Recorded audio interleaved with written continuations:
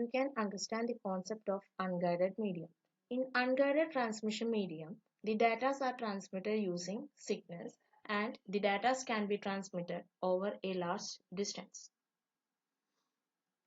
Satellite link is the first unguided transmission medium and it is used for fast data transmission, and during data transmission there is a chance of data loss. It is very expensive, and using satellite you can send data over a large area at the same time, that is known as broadcasting, and there is a lot of technological limitation for satellite communication. Here you can see a small clip of satellite communication. Here there is a satellite. It gets signals from the base centers of the earth, and it is transmitting the data over a large area at the same time. So this is an example for the satellite data transmission. Now next is the microwave. The mobile signals are transmitted using the microwave, and it is used for long distance communication. And microwave is a line of sight transmission. That means when you are when we are using mobile phone, always the signals are transmitted from sender to receiver using the towers. So without towers the mobile phones will not work. So in order to transmit the data we need the help of a tower, and in order to transmit the signals, the height of the tower should be same. If both the towers of the sender and receiver are in the same height, the data transmission will take place very easily.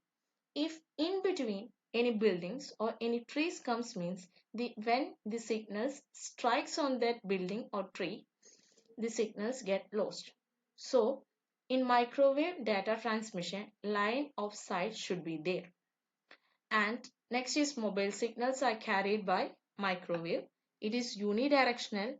It can only move in one direction and it can communicate overseas.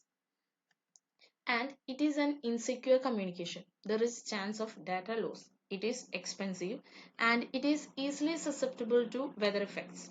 If it is rainy season, chance of signal loss is there.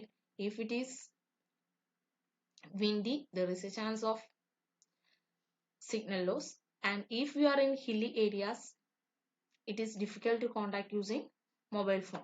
So these are the disadvantages of microwaves. Now you can see an example for that.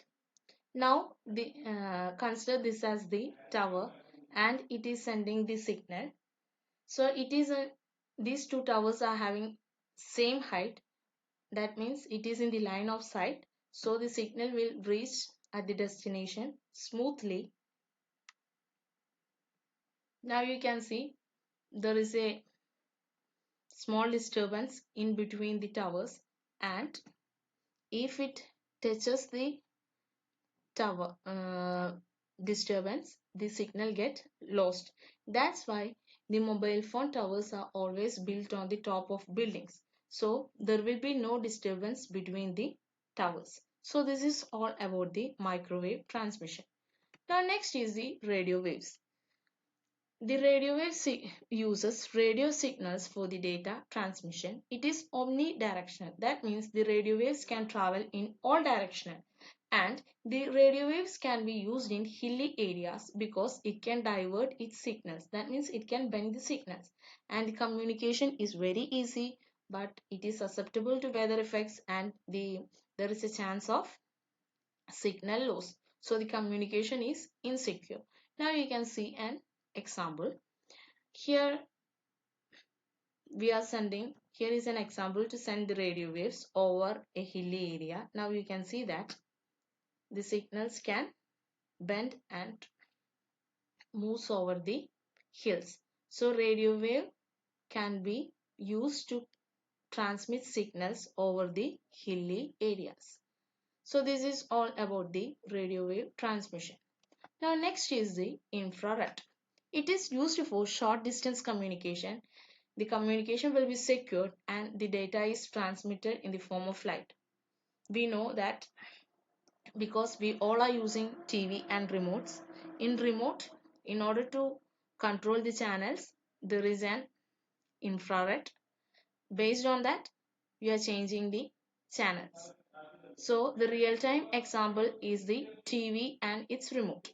And the infrared can be used in a small room over a small area, and it cannot penetrate through the walls.